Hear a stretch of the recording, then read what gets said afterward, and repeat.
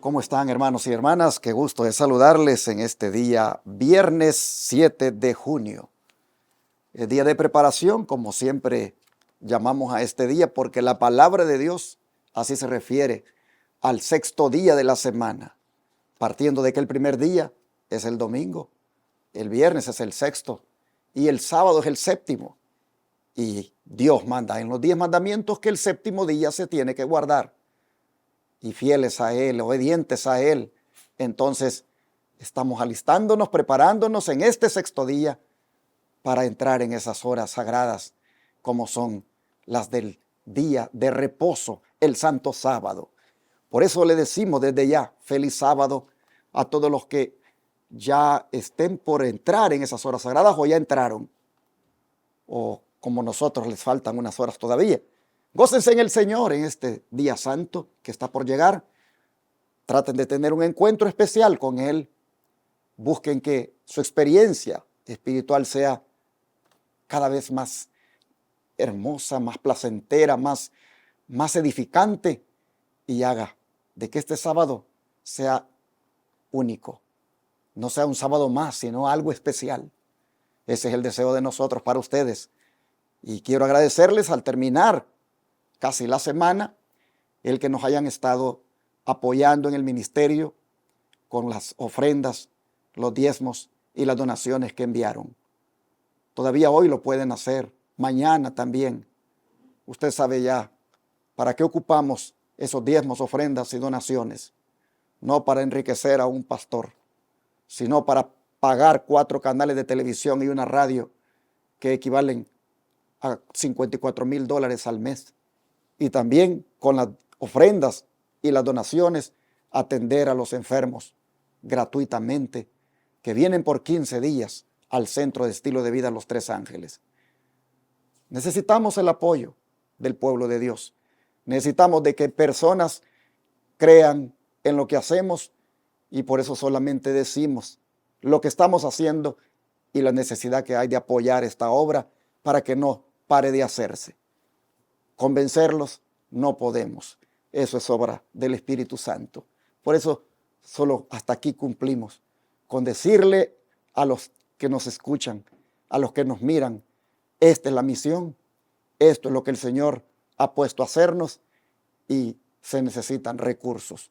Si se siente usted invitado, impelido por el Espíritu Santo a aportar para esta causa, en la pantalla están las maneras para que lo haga. Tome nota de cualquiera de ellas, pero sobre todo anote el número de teléfono 214-881-4029 o WhatsApp +1 214-881-4029 para darle datos detallados de cómo usted puede usar cualquiera de las formas que están allí, o si usted quiere darlo en el instante de su tarjeta de débito o crédito, comuníquese con nosotros. Como siempre digo, Dios bendiga al dador alegre.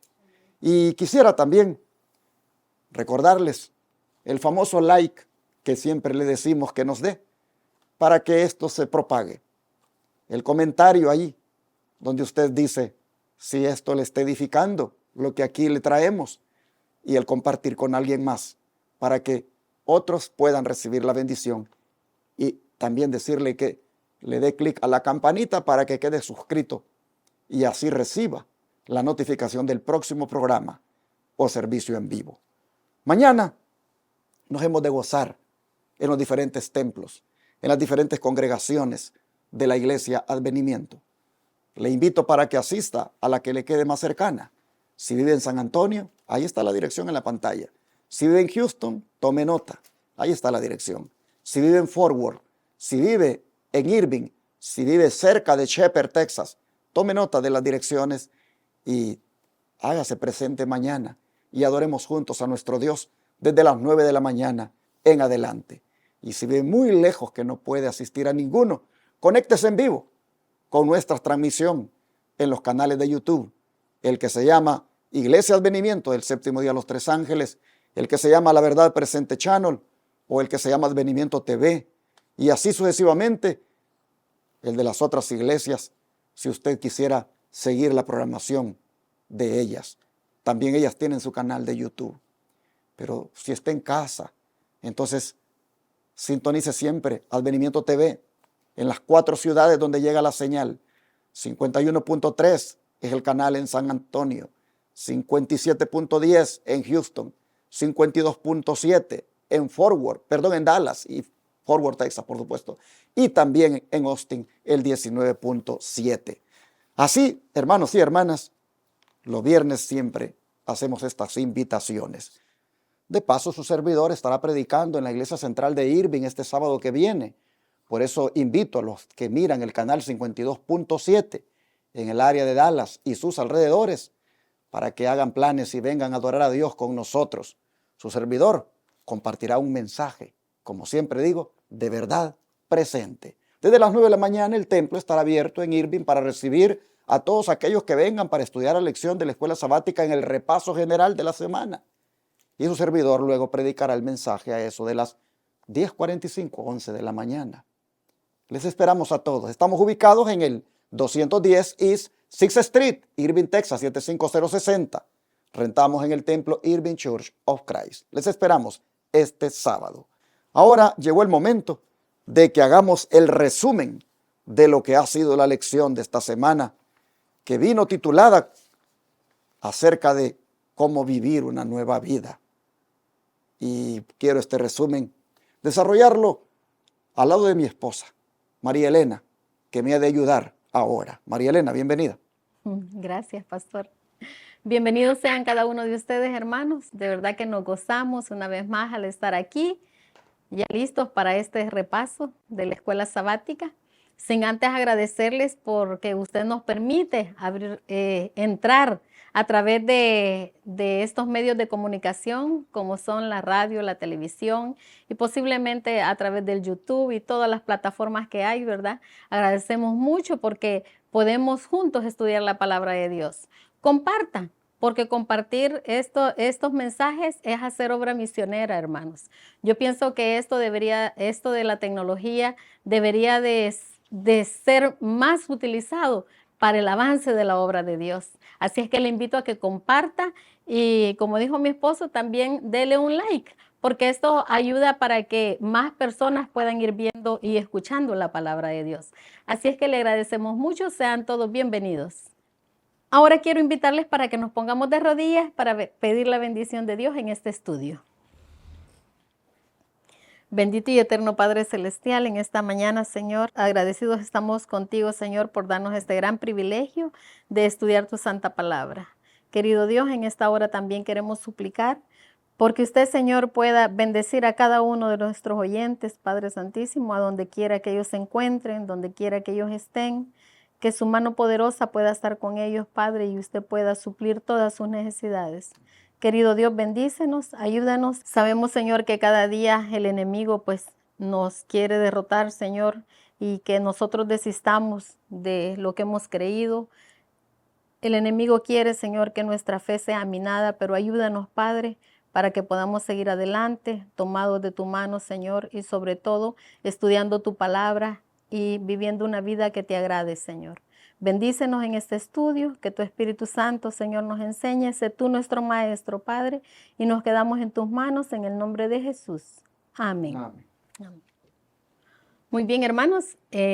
Uno de los puntos interesantes que tenemos para esta semana en esta lección tan bonita que hemos tenido e interesante, nos dice hacia dónde debo ir por la fe cuando estoy afligido y angustiado y por qué. Bueno, vamos a ver qué nos dice el libro de Pedro, Primera de Pedro, capítulo 4, versículos 12 y 13. ¿Qué nos dice? Amados, no os extrañéis acerca de la prueba de fuego, la cual se hace para probaros, como si alguna cosa extraña os aconteciese.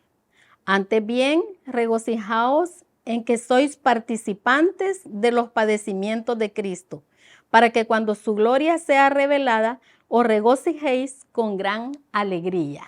Hermanos, qué lindo estos versículos, porque nos animan que en estos momentos cuando estamos angustiados, cuando estamos afligidos, es porque el Señor quiere probarnos. Así dice su palabra aquí, que no debemos de extrañarnos.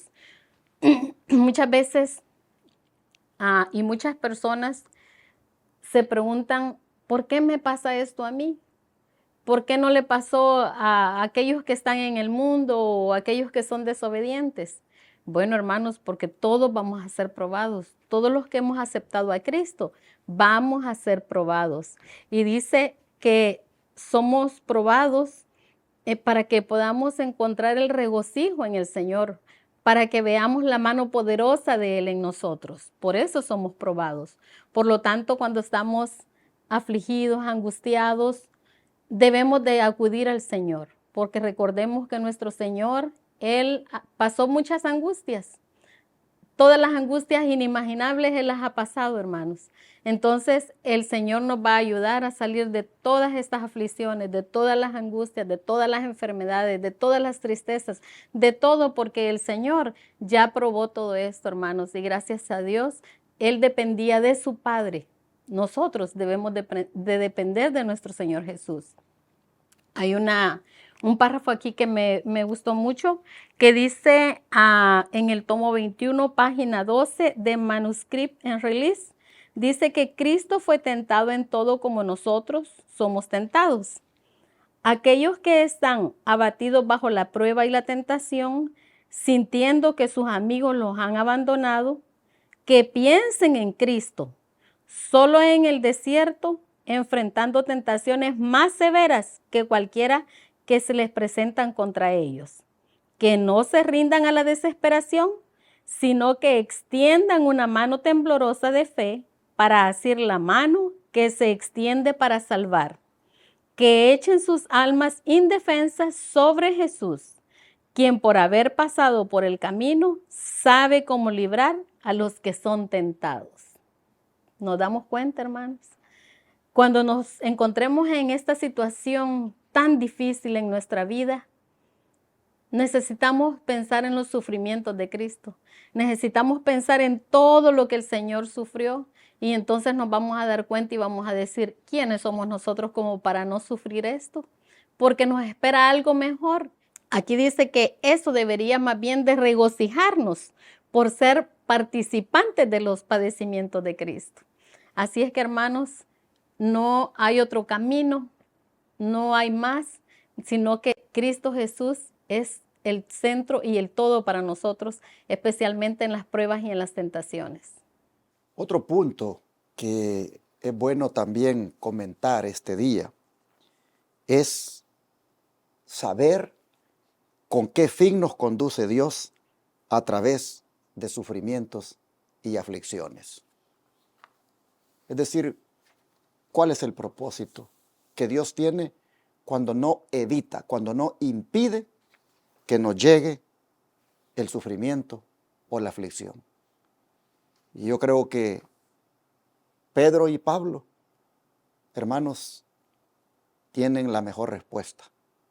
En el caso de Pedro, él dice que Cristo padeció por nosotros en la carne. Y que porque Él padeció en la carne, nosotros también, dice, nos armemos del mismo pensamiento. Pues quien ha padecido en la carne, terminó con el pecado. No piense usted que el que padeció en la carne y terminó con el pecado, porque sabemos que Cristo, ¿verdad?, es el que primero está siendo mencionado, es de Él que en sí está hablando el apóstol. Cuando usted estudia el versículo desde el punto de vista gramatical, usted encuentra de que ya esa segunda línea o ese segundo pensamiento es en referencia al cristiano que, al igual que Cristo, padece en la carne pruebas, aflicciones, dificultades. Este termina con el pecado, en el sentido de que puede ver lo horrible que es el pecado, puede ver lo odioso que es el pecado y decide no pecar más. Cuando ve que por causa del pecado le han venido esos padecimientos y esas aflicciones, se arma del pensamiento de que así como Cristo padeció, es natural que Él padezca también. Pero esos sufrimientos, esos padecimientos que Él tiene en la carne, esas pruebas, lo deben llevar a una sola cosa, y es a terminar con el pecado en su vida, a dejar de pecar.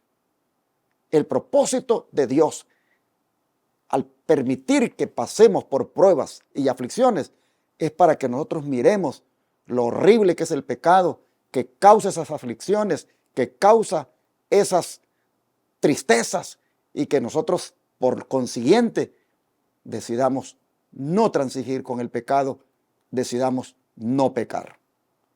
Usted puede buscar esto en el Comentario Bíblico Adventista, y así está debidamente explicado, porque está interpretado gramaticalmente.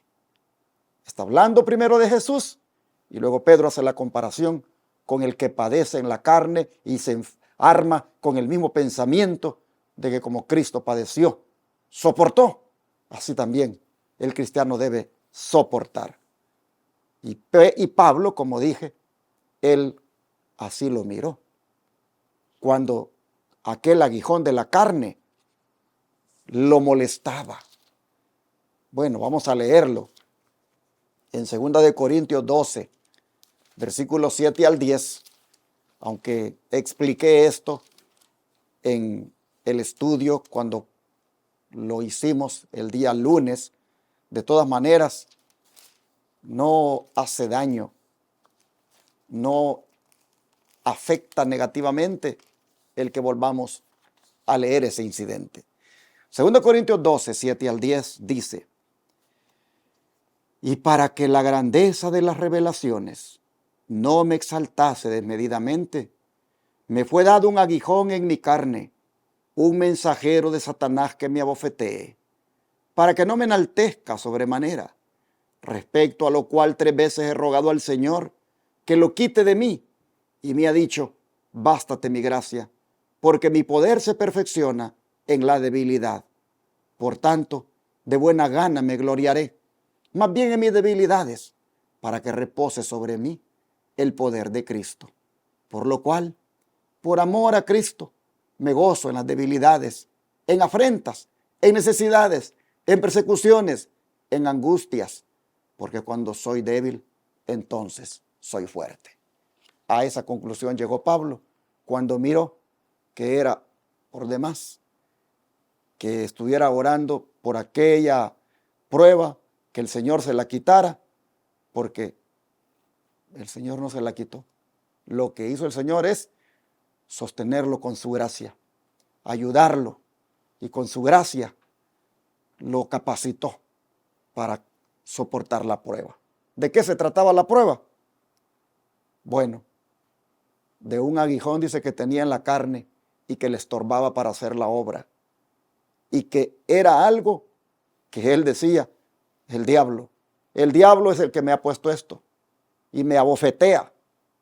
Pero él llegó a la conclusión que al no impedir Dios aquello, al no evitar aquello, llegó a la conclusión que Dios en cierta manera lo que buscaba es que él no se enorgulleciera, que él no viniera por las visiones, por el privilegio que tuvo de haberse encontrado aquel día cuando iba camino a Damasco con su Señor, que él no viniera por eso a jactarse y a pretender de que era tal vez mayor que los apóstoles.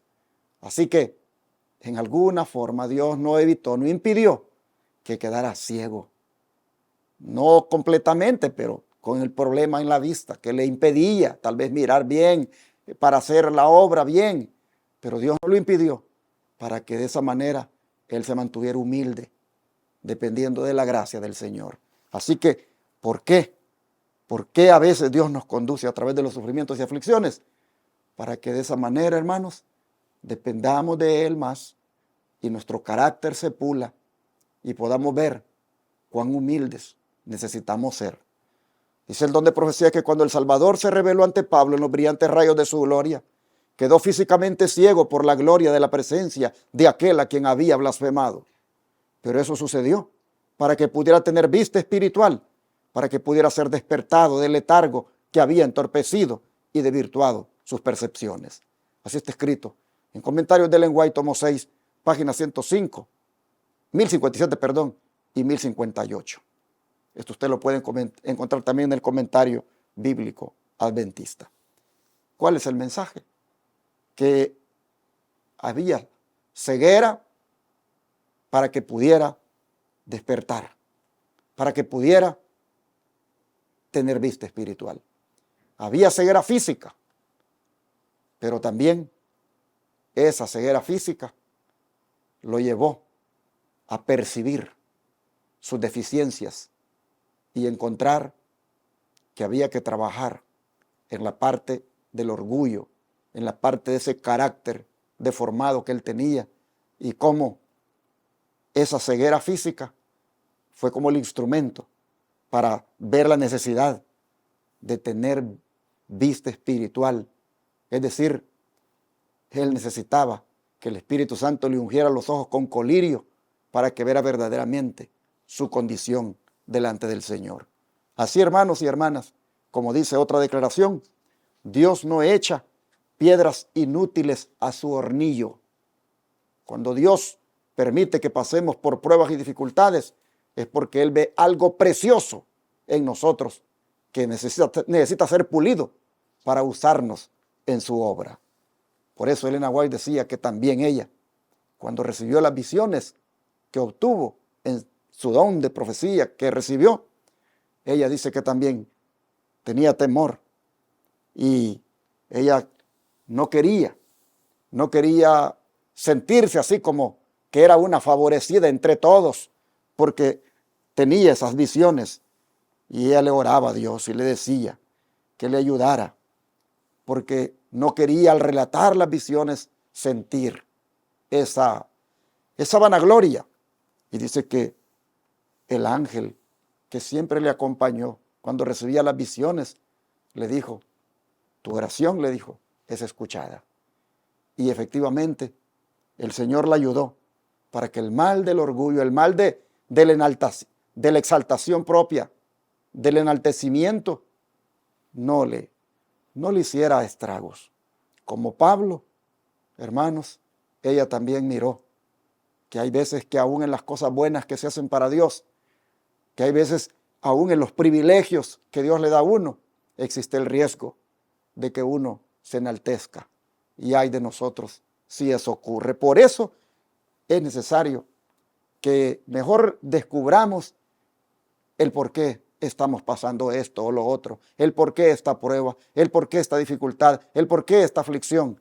Y miren, eso que nos lleve a pedirle al Señor que con su gracia nos sostenga, que nos lleve a pedirle al Señor humildad y mucha resistencia en aquella prueba. ¿Qué más, María Elena? Bueno, hermanos, la siguiente pregunta es una pregunta muy personal que cada uno de ustedes debe hacerse. y nos dice, ¿sigo siendo esclavo aún de mis antiguos deseos mundanos? En caso afirmativo, ¿durante cuánto tiempo pienso posponer mi entrega total?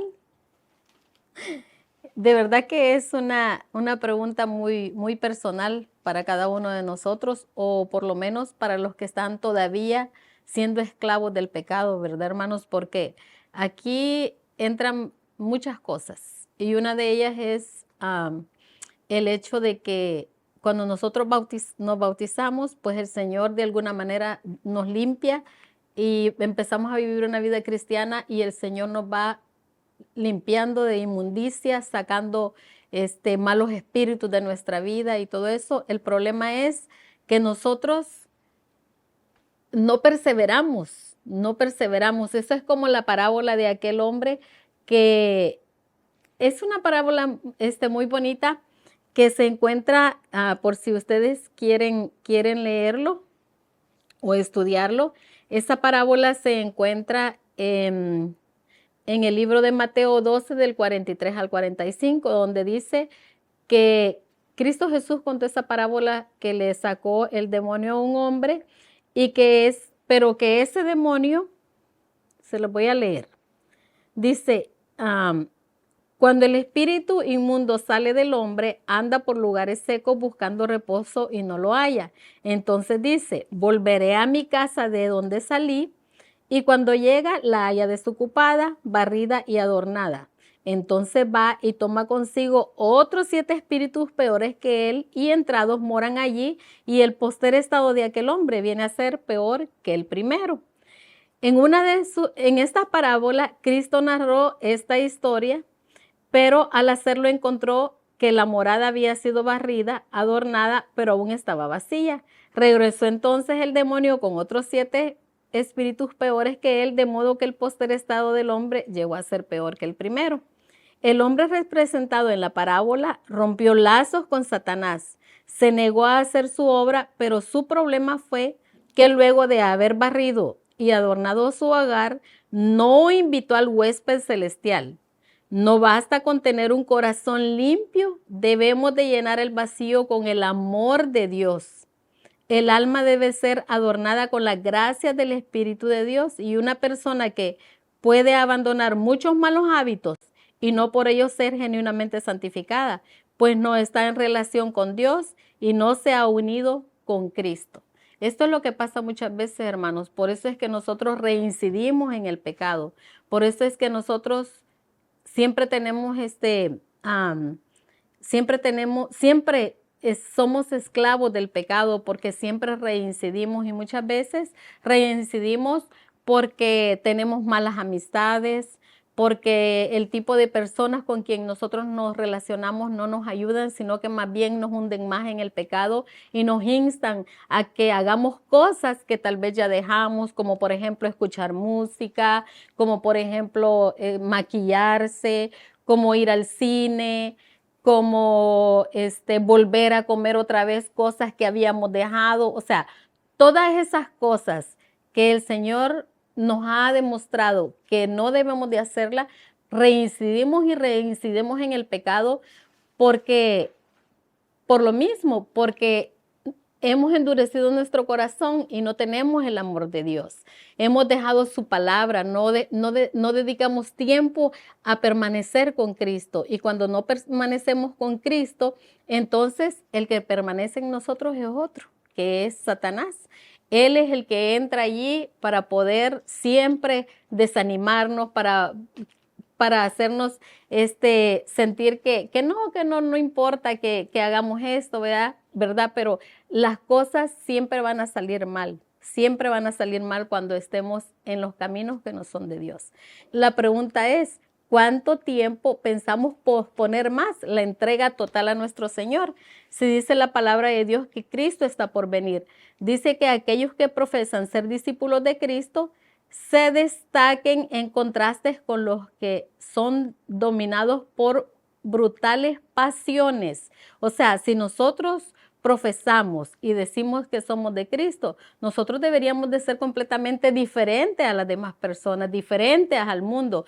Pero hoy en tiempo pareciera ser que no hay mucho la diferencia, pues los del mundo se pintan, también las de la iglesia se pintan. Las del mundo andan mal vestidos, también los de la iglesia andan mal vestidos. Los del mundo van al cine, también los de la iglesia van al cine. Entonces, ¿cuál es la diferencia que estamos haciendo nosotros? Si decimos ser cristianos, ¿cuál es el testimonio que estamos dando al mundo? No hay ninguna diferencia. Es por eso que el libro de Gálatas 5:17 nos dice: porque el deseo de la carne es contra el espíritu y el espíritu contra la carne, y estos se oponen entre sí para que no podáis hacer lo que quisierais. Aquí vemos, hermanos, que es importante entonces que nosotros entendamos que el espíritu que debe de gobernarnos a nosotros es el Espíritu de Dios, el Espíritu Santo, porque si no va a ser difícil ser diferentes. Esta nota dice que no todo es suave en la vida del cristiano. Se le presentan duros conflictos, lo asaltan severas tentaciones. El deseo de la carne es contra el espíritu y el espíritu es contra la carne. Mientras más cerca lleguemos al fin de la historia de la tierra, más engañosos e insidiosos serán los ataques del enemigo. Sus ataques se harán más violentos y más frecuentes. Los que se oponen a la luz y a la verdad se volverán más endurecidos y apáticos y más mordaces contra los que aman a Dios y guardan sus mandamientos. Es por eso que nosotros, hermanos, debemos de estudiar la palabra de Dios y debemos de obedecer sus mandamientos y todos los preceptos que el Señor nos ha dado para que podamos ser luz en este mundo. Además, lo que el Señor nos ofrece si somos vencedores, mire, el que vence será honrado y su nombre no será borrado del libro de la vida. Por eso no posterguemos más nuestro regreso hacia el Señor, sino que conduzcámonos como Él quiere para que podamos ser vencedores en todo tiempo. Y hermanos, cuando viene la oposición de parte de los enemigos del mensaje, cuando viene esa burla de parte de aquellos que conocen lo que predicamos y que inclusive oyen lo que estamos diciéndoles a ellos en cuanto a lo que Dios demanda, y más bien vienen y nos dicen que somos fanáticos, que somos extremistas, que somos alarmistas, que somos legalistas y de todos los epítetos que nos puedan poner, pero que para nada son agradables. Oh, hermanos, cuando eso venga así en nuestra contra, ¿cuál debe ser nuestra actitud? ¿Cuál debe ser nuestra actitud hacia ellos? 4 actitudes debemos nosotros mostrar. La primera, orar por ellos. Porque Jesús dijo en Mateo 5:44, oren por sus enemigos y ámenlos y bendíganlos, aun cuando ellos les maldigan. Esa es la primera que tenemos que hacer ante los burladores y opositores del mensaje y de nosotros los mensajeros, orar por ellos y amarlos. Segunda actitud, recordar que tenemos un juez, el cual nos hará justicia. Pedro animaba a los hermanos que estaban enfrentando oposición ya en sus días, y les decía en 1 Pedro 4:6, porque por esto les decía, también ha sido predicado el evangelio a los muertos, para que sean juzgados en carne según los hombres, pero vivan en espíritu según Dios. Algunos han entendido de que el Señor le fue a predicar a los muertos. Si los muertos nada saben, ¿por qué le va a predicar a los muertos? Aquí está hablando en tiempo pasado, cuando estos estaban vivos. Y está hablando de muertos en Cristo, hermanos, que se le ha predicado a ellos el evangelio pero no en su estado de muertos, sino en su estado de vivos. Miren, estas dos letritas, A, lo vuelvo a leer, porque por esto también ha sido predicado. En tiempo pasado, ha sido predicado el evangelio a los que hoy están muertos, para que sean juzgados como serán juzgados los vivos, con el propósito de que vivan en espíritu según Dios. En otras palabras, son muertos en Cristo, que se les ha predicado el evangelio antes de morir y que se les juzga en ese juicio que primero comienza por la casa de Dios, y que por el hecho de que han muerto en Cristo, ellos van a vivir en espíritu según Dios, es decir, glorificados como Dios, es decir, un cuerpo lleno de gloria como el de Dios en aquella mañana gloriosa de la resurrección. El Señor los juzgará, no para condenarlos, sino para salvarlos. Y he aquí, hermanos, el pensamiento de que Dios es nuestro juez y que Él es el que nos hace justicia. Por lo tanto, ante los burladores, ante los opositores, llénese usted el pensamiento que Dios es el juez de vivos y de muertos, pero que en el caso de los que están muertos en Cristo y también los que viven para Cristo, Él es un juez que sale en defensa y sale para hacernos justicia. Por lo tanto, dejémosle el juicio al Señor ante esas oposiciones y burlas que nos hagan. Esta es la segunda manera de uno actuar ante los que se burlan, pero hay una tercera más. Y esta es, hermanos, aferrarnos de la misericordia y el amor de Dios ante eso. No olvidar que Dios nos ama. No olvidar que el Señor ha tenido misericordia de nosotros y por lo tanto Él sí nos ama, aunque otros nos odien. El pensamiento de que el amor de Dios está a nuestra disposición, hermanos, eso anima, eso sostiene, y esto está respaldado en las Escrituras cuando Pablo dice en Efesios 2, versículos 3 al 5, lo siguiente: entre los cuales, dice, también todos nosotros vivimos en otro tiempo, en los deseos de nuestra carne, haciendo la voluntad de la carne y de los pensamientos, y éramos por naturaleza hijos de ira, lo mismo que los demás. Pero Dios, que es rico en misericordia, por su gran amor con que nos amó, aun estando nosotros muertos en pecados, nos dio vida juntamente con Cristo. Por gracia sois salvos. El amor de Dios, la misericordia de Dios, con la cual nos ha rescatado, con la cual nos ha redimido, con la cual nos ha salvado, con la cual nos dio vida cuando estábamos muertos en delitos y pecados. Ese amor y misericordia de Dios, hermanos, es el que nos debe sostener, amparar, fortalecer y ayudarnos ante las oposiciones y burlas de los enemigos que se puedan levantar contra nosotros.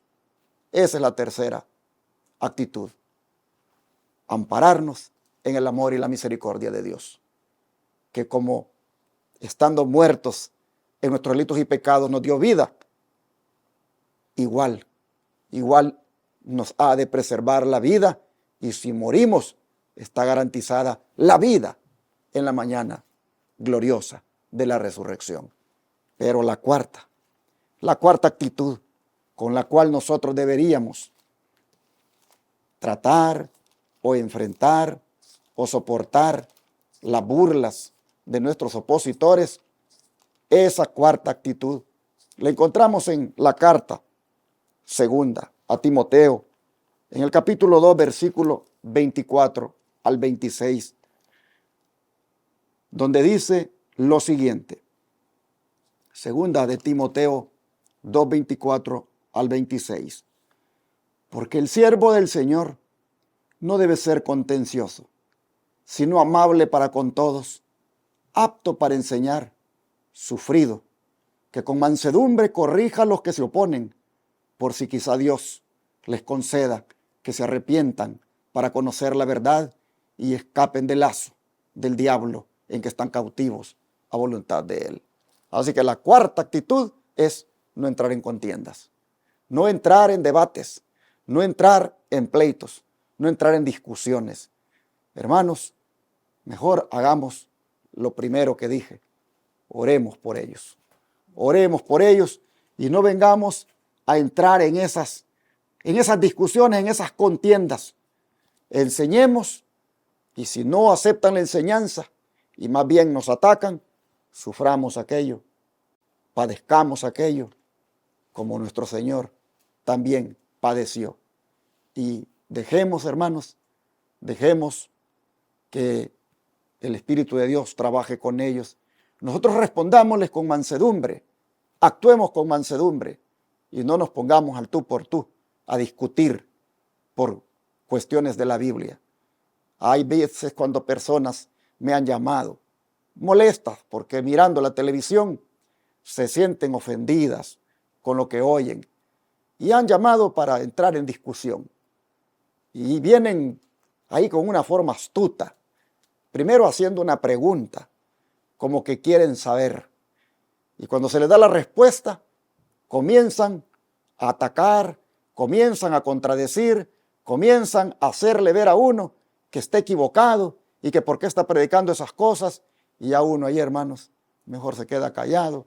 Y yo he tenido que decirles muchas gracias por habernos hecho la observación. Nosotros estamos seguros que esa es la verdad que emana de la palabra y por eso la hemos compartido y no pretendemos imponérsela. Allí está en la televisión para que todo aquel que la quiera atesorar, la atesore, pero igual, si no está de acuerdo, respetamos su decisión. No, pero que ustedes, he llegado a tener que decirle, usted ya tenía sus respuestas a lo que preguntó y por lo tanto no puedo más respuestas que darle porque usted ya las tiene. Gracias por habernos llamado. Dios le bendiga. No, que ustedes, hermanos, llega un momento en que uno ya mejor guarda silencio. Y a veces hasta el silencio les molesta. Ellos quieren oírlo a uno pelear, pero el Señor dice no contiendan, no discutan, no entren en debates. Sean mansos solamente y déjenle a Dios los resultados en el corazón de esas personas. El don de profecía cierra después de haberle dicho estas 4 cosas diciendo que cuando nos encontremos con personas que tienen prejuicios contra la verdad, no les presentemos con insistencia y con mucha fuerza nuestros puntos de vista peculiares, que hablemos con ellos al principio de temas acerca de los cuales tenemos unanimidad, pero que nos arrodillemos con ellos en oración y tanto nosotros como ellos alcanzaremos así una relación aún más estrecha con el cielo y el prejuicio se va a debilitar y será más fácil alcanzar el corazón de ellos. Así lo dice Evangelismo, página 327, y de esta manera es como debemos actuar ante los que se burlan de nosotros. Para cerrar, María Elena. Bueno, hermanos, y para cerrar, la pregunta número 5 nos dice, ¿qué puede estar impidiendo que tenga una vida de oración tan intensa como debería? Hay muchas cosas que puede impedir el que nosotros nos descuidemos de la oración. Puede ser problemas, enfermedades, y bueno, aquí nos decía dudas, temores, todo eso, hermanos, puede ponernos así. Sin embargo, el Señor nos dice de que debemos de aprender como Él en cuanto a la oración. Hay un versículo que nos dice, orad sin cesar, orad sin cesar. No deberíamos de cesar en ningún momento de orar, no importa en la situación en la que nos encontremos, hermanos. Necesitamos volver a la oración y tener esa dependencia con nuestro Señor Jesús. Pues al orar ustedes saben que siempre hemos sabido de que las ventanas de los cielos se abren y el Señor nos derrama todas sus bendiciones cuando nosotros tenemos una buena comunicación con Él. Sin embargo, en el libro, leíamos esta semana, en el libro de Primera de Pedro 4:7, mire lo que nos dice. Mas el fin de todas las cosas se acerca. Sed pues sobrios y velad en oración.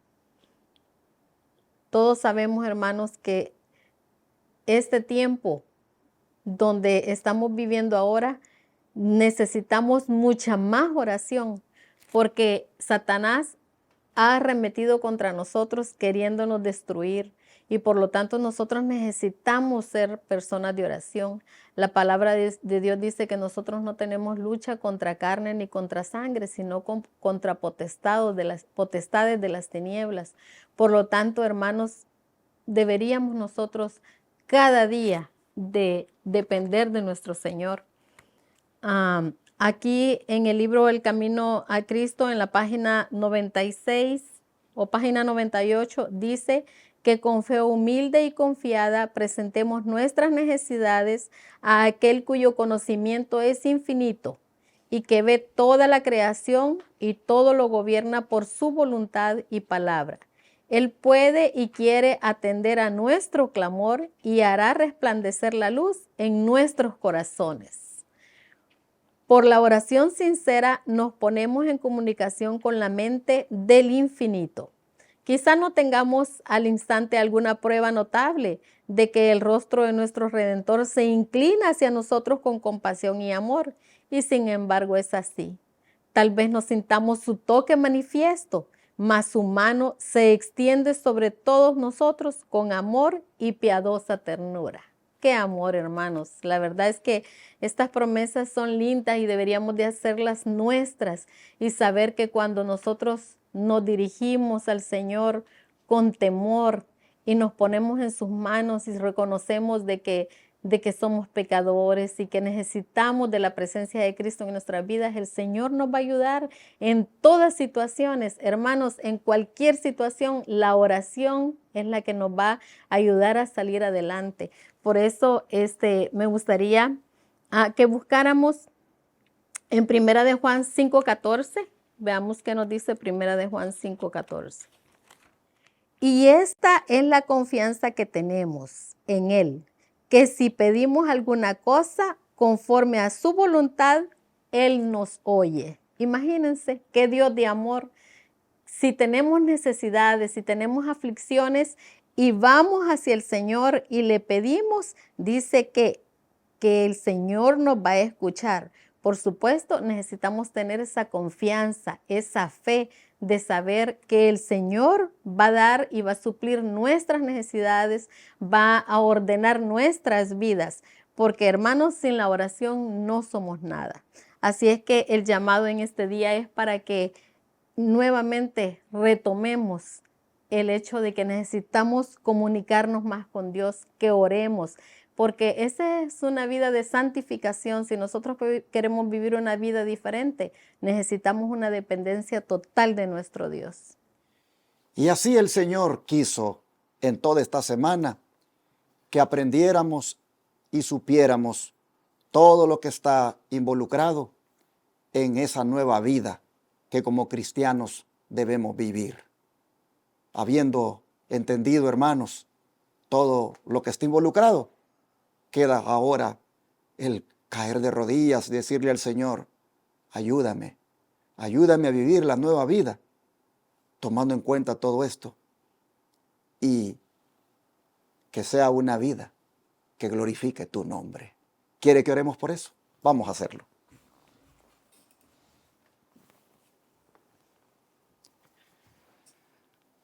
Gracias, Señor, porque otra vez has querido prepararnos como pueblo para encontrarnos contigo en aquel día glorioso. Y nos has hecho ver que en esta vida a manera de escuela, uno se prepara, manejando las situaciones de la manera en la cual uno salga avante, victorioso,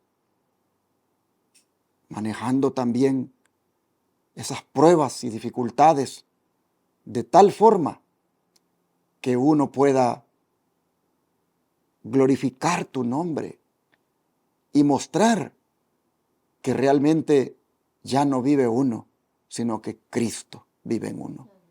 Habiendo visto, Señor, tantas cosas implicadas en la nueva vida, como está el que uno tiene que luchar con malos hábitos y vencerlos, el que uno tiene que enfrentarse con opositores y representarte dignamente, y que en todo la mirada no se debe quitar de ti, y mucho menos olvidarse de que tú nos juzgas y nos amas y que estás cuidando de nosotros. Al haber visto esto, Señor, te rogamos que podamos vivir lo que resta de nuestra vida, de manera que todos estos elementos que hoy han quedado claros en tu palabra, nosotros los podamos aplicar y saber manejar. Sobre todo, Señor, te rogamos que se cumpla lo que dijo el apóstol Pablo.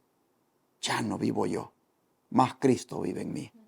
Danos ese privilegio de que en la nueva vida nosotros podamos mostrar que somos candidatos para el reino de los cielos. Te lo pedimos en el nombre de Jesús. Amén.